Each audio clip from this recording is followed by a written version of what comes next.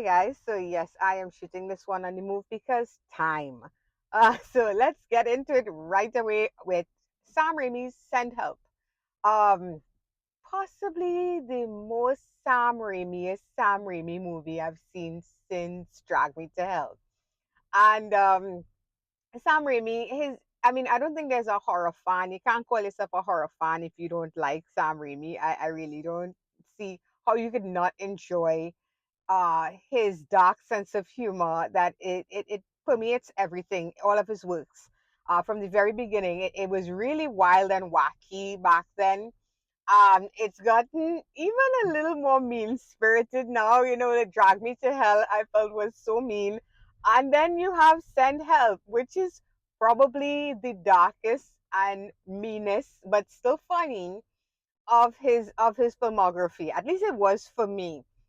And what we have here is we have an office worker like all of us. She's on the grind every day, all day, trying to get get ahead, the honest way, the way they tell us you're supposed to, right? You're supposed to put in those hours, put in that hard work, and good things will come to you. And she believes that. Very positive, very upbeat type of person, at least on the surface. And she's looked over for a much deserved promotion with her new boss, played by Dylan O'Brien from Maze Runner fame. He does ass so well here. He's such a jackass and such a you're gonna love to hate him, but you're also gonna sympathize with him, which is amazing.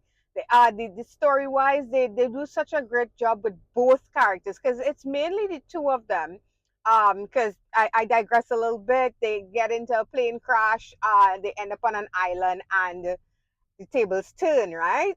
Because who's the boss now? So yeah, like I said, they do such a great job of swinging that pendulum back and forth of who you're gonna who you're gonna side with.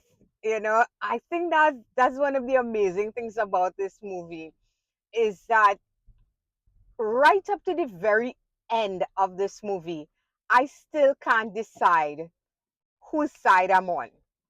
Really, I can't decide who is the true protagonist or antagonist, And I guess it's gonna come down to, I guess, our experiences, personal experiences, because this movie definitely taps into something that's very relatable in terms of most people out here.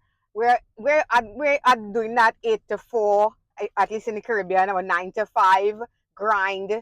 We know what it's like to you're working your ass off day in day out, and sometimes you get overlooked for much deserved promotions. You never get a salary increase, and all these things that just make you feel sometimes like you could walk up to your boss and then, you know, not that you should, Yes, so they do such a fantastic job, and both actors really really nail their characters, really do a wonderful job of making these characters, 1 minute you're gonna be for them, the next minute you're gonna want to see them dead. I had a blast with this, guys, as you could tell. I think Send Help, it was it the my only real complaint to this movie, to be honest, is there wasn't as much horror as I was hoping for. And because this being a Sam Raimi movie, I was expecting some really over the top horror, and I got that. I did get that, in places. But there are long stretches here where this is more of a thriller than a horror. It's more of a thriller with horror elements than it is a straight up horror movie. It's hard to call this a horror movie, but because it's Sam Raimi's name attached to it, I know that's where people tend to lean towards it. Um, the the direction, the editing, it's all very Sam Raimi. Look, if you love Raimi's work, um, you're gonna enjoy the visuals in this movie. Me, I'm always gonna be practical effects over CGI. I love what Raimi does too, but some of these special effects here, I mean, I guess it's meant to be ridiculously over the top and zany, kind of not quite real looking. There were scenes here for me that the blood and the gore and those types of things didn't look quite real. Does take me back to Army of Darkness though and Evil Dead, so that's not a bad thing. Overall, guys, stream it, scream it, skip it, definitely screen it. I mean, go and check this one out in cinemas. It's a really, I would say, if you could get some like-minded horror loving aficionados or people who love a good thriller together, yeah, absolutely. This one, it's well paced, well acted.